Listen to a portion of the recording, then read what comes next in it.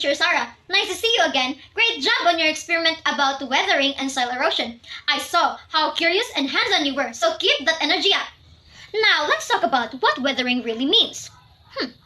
So, weathering is a process that breaks down rocks or boulders into tiny pieces called sediments.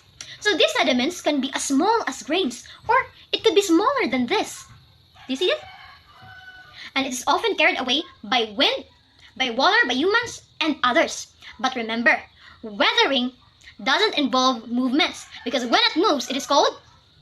Yes, it is called erosion when it moves. Do you understand? Very good, students. Now let's proceed to the two types of weathering. The mechanical weathering and the chemical weathering. So what is mechanical weathering? Yes, mechanical weathering is breaking of rocks without changing its composition. And for example, is this rock formation in El Nido, Palawan. As you can see, it is a mechanical weathering because you can clearly see that it is a rock, right? It doesn't change its composition. Do you get it? Okay, when you say, on the other hand, you say chemical weathering like this. It is a process of which there is a chemical reaction of the rocks. For example, is this one in Salcedo, Eastern Samar, because it's red soil, right? You cannot, when you see it, you cannot clearly say that it is a rock because it's color red. And it's because of chemical reaction, because of oxidation. Now it is color red. So do you get it? When you say mechanical weathering, it doesn't change its composition, but it breaks. While chemical weathering breaks rocks, or transform its composition from rocks to other compound or other thing. Like this red soil, it's called chemical weathering. Now, students, let's proceed to the agents of weathering. So what causes the rocks to break? What are those? So the first one is the water. When the water splashes through the rocks, it could break the rocks or make a rock formation. For example, is this rock formation in El Nido, Palawan. As you can see, there is a rock formation, and it's because of the water splashes to the rock. The second one is wind. Wind carries sand or tiny particles like sediments and scratches the rock. That is how the formation of Siki Elefante or the elephant's foot in Romblon were shaped. The third agent is temperature. When it's hot, the rocks expand. When it's cold, the rocks contracts. This repeated change causes the rocks to, yes, break. The perfect example of this is the red soil Otisol in the Central Negros. It is red. It's because of the high temperature in the volcano. There's a chemical reaction, that's why it became red. So the fourth agent is plants. So plants like moss, lichens, ferns, and even trees that grows on rocks. Their roots could break rocks. So this perfect example is this. This is the Marmol Cliff in Tuburan, Cebu. It is a tourist spot. As you can see, there are trees that grows in the rocks that could make the rock to break. The fifth agent is animals. How could animals break rocks?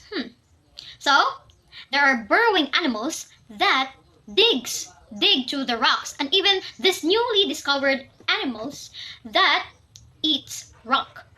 It could break the rock because it consumes the rocks. The last agent of weathering is us humans. Us humans has a huge role in weathering, like by kicking the rocks, by using bulldozers, jackhammers, and even mining.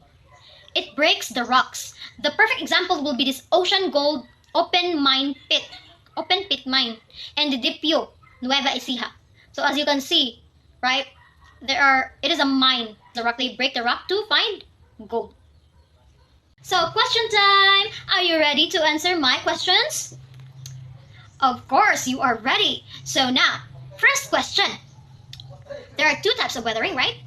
So what type of weathering occurs when the rock breaks due to the temperature changes? Yes, Elena? Very good. It is mechanical weathering. Okay, the next question. Question number 2. Which agent of weathering causes the rocks to break when the roots grows into its crack of the rocks? Yes, Benefi. Alright, it is plants. Third question. So what is the difference between mechanical weathering and chemical weathering? Anyone? Of course, yes, Mary Jean. Precisely, very good, Mary Jean, for that wonderful answer. So, mechanical weathering is breaking of rocks without changing its composition, while chemical weathering, breaking of rocks, but it change of composition because of chemical reaction. All right, the fourth and final question: how do people cause weathering? Yes, Eller. All right, very good, Eller. Let's give Eller and the rest 5 claps. 1, 2, 3, 4, 5. So people causes weathering through just by kicking the rocks, by using bulldozers or jackhammers, and mining by breaking rocks through mining. So now let's proceed to soil erosion. So class, have you ever seen soil or mud being washed away after a heavy rain? Like this. If yes, make a thumbs up. Very good. So that's what we call soil erosion. So soil erosion class happens when water and wind moves soil from one place to another. For example, when it rains very hard, so the following water can carry away the topsoil. Just like what you see in the landslide, right? So this is important to understand because too much erosion can destroy plants, farms, and even roads. So we need to protect the soil by taking care of our environment. Do you understand what is soil erosion, class? Alright, very good. So now, let's move forward to the agents of soil erosion which discussed by teacher Jay. Hi class, I'm here again, teacher Jay. Okay, so we have 4 agents of soil erosion, which is the water. Okay, water moves rock and soil particles as it flows. Faster water causes quicker erosion and carries sediments away. Okay, so water carries rock and soil particles from one location to another as it flows. So the rate of erosion is affected by the speed flowing water. So the erosion would be quicker and farther if the water flowed faster. So the fast movement of water can cause many sediments to be carried away by the water.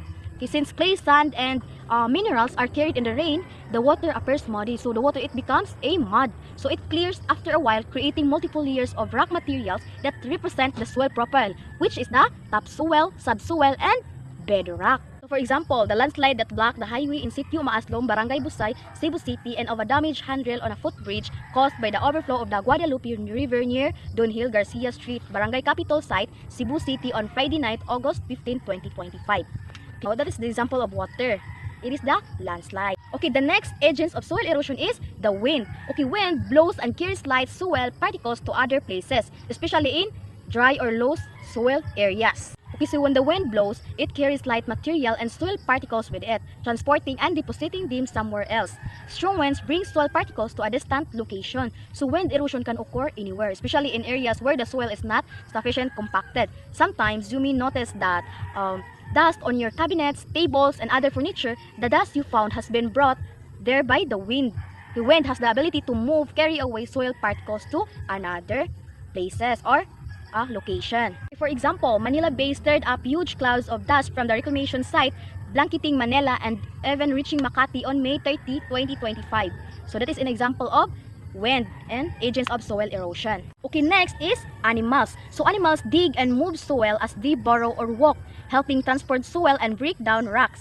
Some rocks and soil particles stick to the bodies of burrowing animals as they move from one place to another, so resulting in sediment transport. So when animals travel around, they break down rocks with their claws, hooves, and their waste materials help in the decay of rocks that cause soil erosion. Okay, so for example, a farmer and its carabao plows a small field in rural village. So that is an example of the animals. Last one is humans. So activities like mining, farming, and walking speed up soil erosion by disturbing the ground. Okay, so we are all aware that erosion is a natural occurrence. So we cannot deny that humans play a significant role in the rate at which soil erosion occurs. So even walking contributes to soil erosion because soil clings to our shoes in the same way that it does to animals, and the soil is then transported from place to place. Okay, for example, a massive landslide struck a mining town in the southern Philippines in February 6, claiming nearly 100 lives and affecting more than 7,000 people. Okay, that is an example of soil erosion that causes human. Okay? Good day everyone. Today I'm going to share with you some ways to control soil erosion. Again, soil erosion happens when rain or wind carries away the soil. But don't worry, there are many things we can stop it. Now, let's learn about them one by one. First is building dikes of stones or logs. One way to stop soil erosion is by building dikes. So you may be curious, what is a dike? A dike is like a wall made of stones or logs. It is built near rivers or on lowlands areas to slow down the flow of the water. When it rains, too much water can wash away the soil. But if there is a dike, the water slows down and the soil will remain at its place. So today, I will show you an image of what is a dike. So a dike act like the protectors of the soil, keeping it safe from rushing water. Now, let's move to another way, which is the reforestation. So what do you mean by reforestation? Well, reforestation means planting trees again in an areas where many trees were cut down. Why does this help? Why? Because the roots of the trees hold the soil tightly. When it rains, the roots keep the soil from being washed away. And also, the leaves of the trees slows down the rainwater so it doesn't hit the soil too hard. Now, I will show you an image of what is reforestation. So I encourage everyone to plant trees. And by doing this action, we can actually help our Mother Nature, help protect our soil. And also, reforestation does not only protect the soil, but also help make our community cooler and cleaner. Next, we have riprapping. So what is riprapping? Riprapping means placing big stones or rocks on the sides of the slope or river. These rocks act like a wall or an armor that shield the soil from the strong flow of water. Now, I will show you an image of what is riprapping. We can see it everywhere, especially and particularly in Toledo City. You can see ripraps near roads and rivers. And again, ripraps help stop the soil from sliding down, especially during the rainy days. Another helpful way is terracing. So what is terracing? Terracing is used on mountains or hills. It means making flat types or layers on the sides of the mountains, and each step is called terrace. When the land is flat, the rainwater doesn't flow down quickly. Instead, it stays and soaks into the soil. This helps stop the soil from sliding away. Now, I will show you a popular example of this, which is the Banawi rice terraces. They were made by our ancestors many years ago and still help support or prevent soil erosion today. Finally, we have windbreaks. So what is windbreaks? Windbreaks are troughs of trees or bushes planted in an open area. They act like walls that block the strong wind. And do you know that when the wind blows strongly, it can carry the soil away. But if there are trees, the wind becomes weaker and the soil will stay in place. So here is an example of windbreaks located in Karkar City, Cebu. So as you can see in the picture, they are century-old acacia trees along the road. And these trees serve or act as a windbreaks. They protect the soil and at the same time help make the surrounding fresh. It's question time. So now I will be asking questions and I will pick random to answer my question. So the first question is, what method of soil erosion control involves planting trees to hold the soil in place? How about you? That's right, it is reforestation. Can we give her 3 claps? 1, 2, 3. Okay, so the next question is, what structure is built using stones or logs to slow down water flow, prevent water from flowing out, and prevent soil from being washed away?